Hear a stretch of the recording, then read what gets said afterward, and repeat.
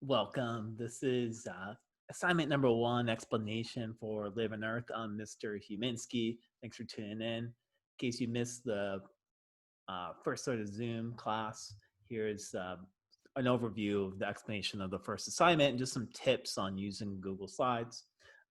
So let me go ahead and make this bigger for you. The first assignment you can find in Google Classroom. So in the top portion of Google Classroom, there is a classwork section. That's where all the assignments are.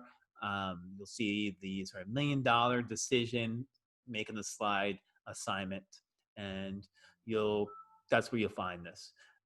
Here's just the bell schedule in case you haven't seen it. You can pause this video if you want to see this in more detail for any parts of the video. You can rewind, obviously, if I go too quickly. So just you can kind of read this to yourself, but it's kind of color coded. The gray boxes are all the live sessions that you're expected to attend as student in class. So you can see there's one on Monday, and then there's usually three a day for Tuesday through Friday. All right, here's also the academic calendar, student calendar, just in terms of like days off. You can basically ignore the yellow highlighted ones. That's for if we're in the classroom, but for distance learning, we're still going to follow sort of holidays and stuff like that. So you can find this student calendar at MJUSD, the Marysville Joint Unified School District website. And then there's a tab, this is calendars. And I think it's the first option, it's the student calendar if you want to see it in more detail. This is a Live in Earth class. Live in Earth is basically a sort of a life science. So in terms of like A through G requirements to graduate from high school, be eligible for CSU or UCs, this is your life science. And so you can see just kind of this is like a simplified kind of breakdown of some of the different branches within natural science. So Live in Earth is going to kind of fall within this life science. We kind of touch on all these different parts to some extent as part of this class. Here's a kind of a busy slide, but kind of helpful if you kind of center your eyes here in the middle where it says life sciences. We're basically looking at things that are at the cellular level or bigger. So that's kind of where we'll be kind of studying. We'll get up to human and populations. So it's kind of a preview. You can see the syllabus with more of a breakdown of the different concepts and topics we're going to cover for the class, and we'll kind of go over that in more detail in another class. But this assignment is called, if you had $1 million, what would you do with it? And if you're really technical, we'll say this is $1 million after taxes. So here's kind of instructions. I'd say just pause if you want to read through this. I put most of these instructions in the assignment on Google Classroom itself, but you're basically going to open up the slide within the assignment. And you're going to find the slide with your name on it. It's arranged basically by alphabetical order in terms of your last name. And then you'll answer the question. So Google Slides kind of a way to visually communicate information. So you're going to communicate your answer of what you would do with $1 million by editing your slide. So it'll just be one slide you're working on, and you get to see other students too, their work, which is kind of cool. All right. So here's my one example I have that I made. So here's my answer here is I would cash it into coins and then go swimming in it. And this is Scrooge McDuck swimming through his coins. Kind of interesting on the lower right-hand corner that I guess the DuckTales kind of revived the series a couple of years ago.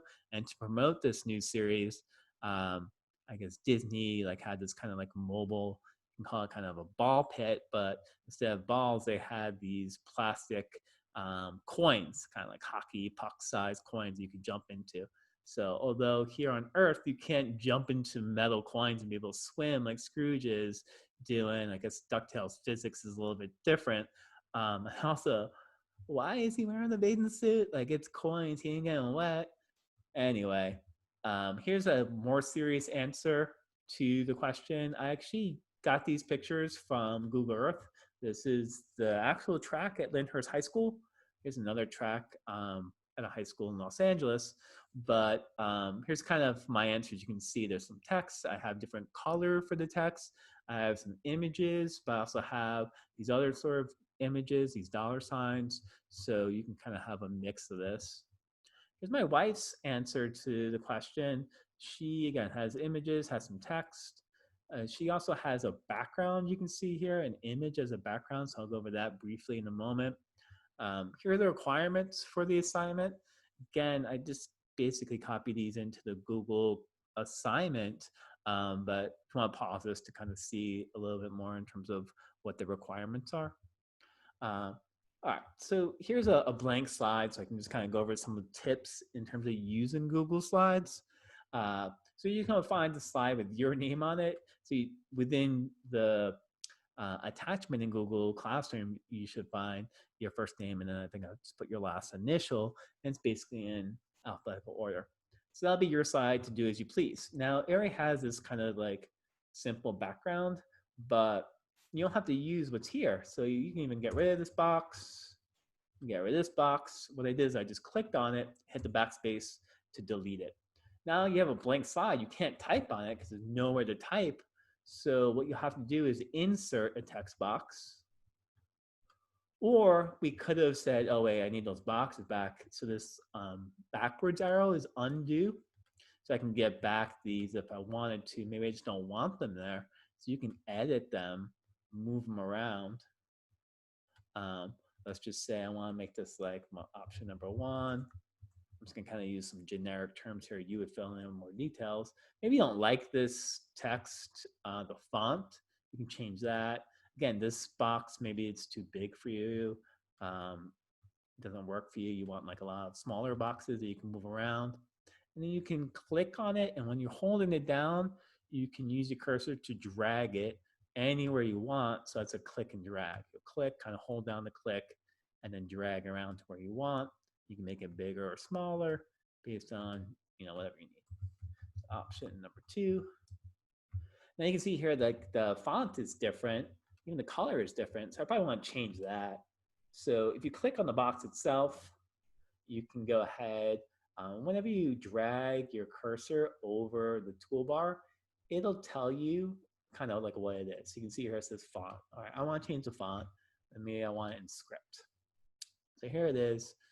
You can see here the size of the font. I can make it bigger or smaller. And I can do the same thing here. I want that script. And then what was it, 28? I could have just typed in 28 if I wanted to too. Also, there are different colors. So if you scroll over here, I can bold it, I can italicize it, I can underline it. But you can also change the text color. I don't know what color that is. It's like an orangey red. Is it this one? All right. So now they're the same color, but maybe I don't want them the same color. Maybe I want it to be a different color because it's like a different option. All right, so now you can see I inserted some text boxes. I can make another one maybe for option 3 if I have another.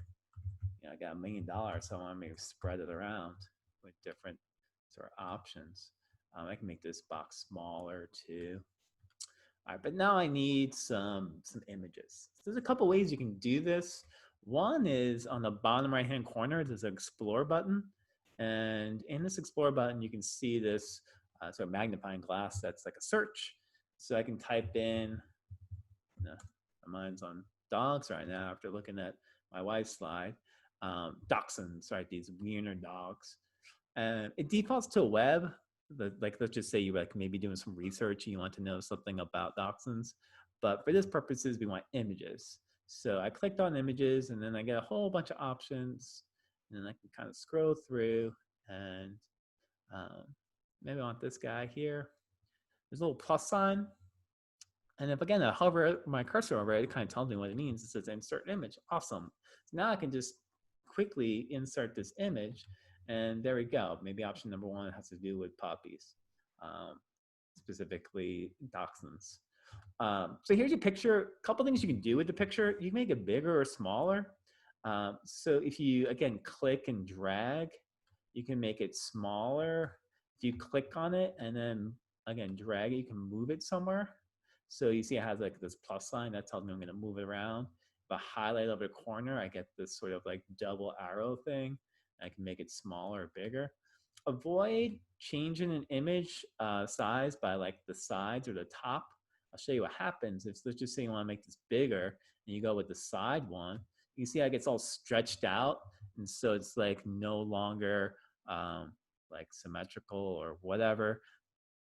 I'm gonna hit and go back up here to this backwards arrow to undo it. Same thing if I did it from the top, if I want to make it smaller, well, now it just kind of smushes it. That's not what my intention was. My intention was just make the whole picture smaller, but, still keep it in terms of like not looking off. So I'm going to come up here and I'm going to hit undo. And so if I want to make it smaller, I'm going to go from one of the corners to make it bigger or smaller. And then I can click on it and I can drag it around. Also, you can see like there's like wall in the background. Maybe it's just like, hey, I don't want that wall. So you can use this crop image function. It's basically like trim portions of an image that you don't want. So you're gonna have to click on it, and then it kind of gives you this highlight of these brackets. And if you click on one of the brackets, you can go ahead and you can do it from the side too. You can drag it. So now I can get rid of some of the space of the picture that I don't want. I just want the dog. I want this other stuff here.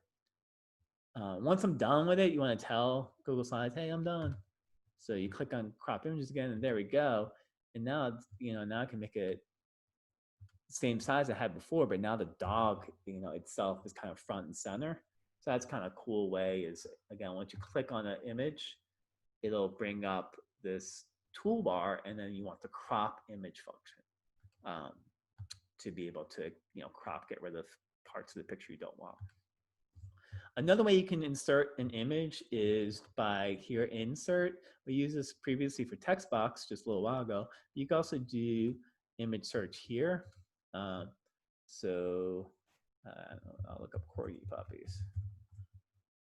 Different breed. There we go. And here's one with a stick. That's cool. And I'm going to hit insert. That's another way you can do it is insert and then image. You can search. If you want to insert like a picture you took, maybe you're doing like a project, you have some like family pictures you want to include or something like that. You can upload from your computer if you have them saved there, or if you have the picture saved in Drive, you can pull pictures from there.